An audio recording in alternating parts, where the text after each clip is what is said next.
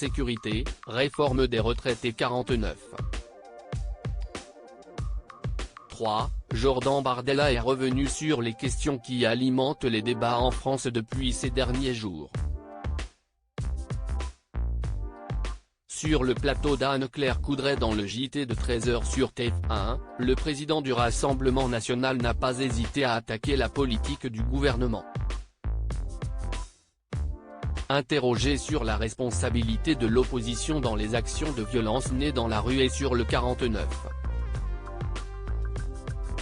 3. Jordan Bardella a mis en cause le fait qu'Emmanuel Macron a perdu la bataille de l'opinion sur la réforme des retraites, d'où l'imposition du texte de loi. Il a décidé de passer en force à l'Assemblée nationale, contre le peuple français, et d'imposer à l'ensemble du pays, y compris aux syndicats, une réforme que les Français ne veulent pas, a déclaré Jordan Bardella. Avant de poursuivre, je pense que la stratégie dans laquelle il s'est engagé est une pure folie. Il est aujourd'hui en train de jouer l'épuisement et il apparaît, c'est vrai, comme étant l'homme du désordre, du chaos. Quelle solution Jordan Bardella propose-t-il pour apaiser les tensions en France? Retirer le texte.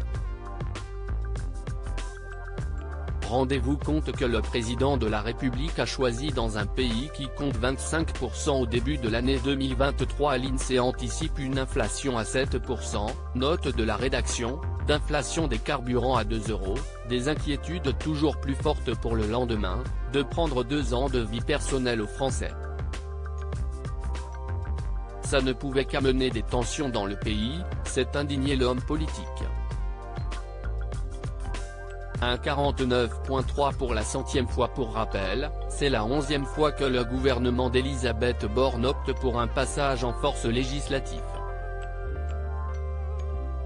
Cependant, la première ministre n'a pas été la seule à se servir de l'article qui engage la responsabilité du gouvernement sur un projet de réforme.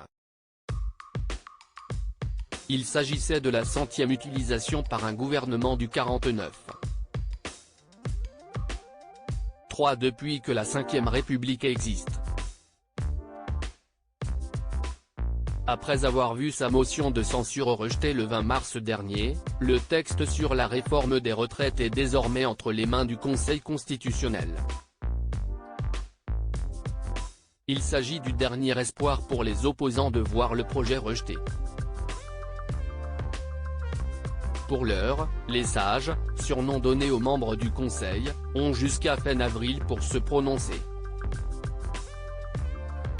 D'un autre côté, le ministre du Travail Olivier Dussopt s'est félicité du recours au 49.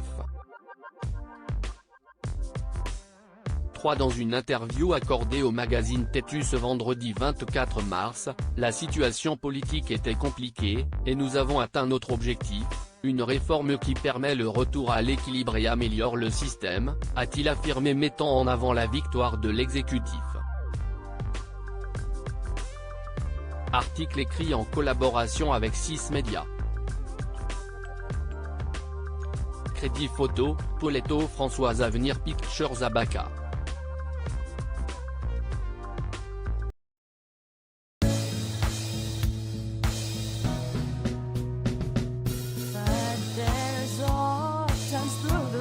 Times I think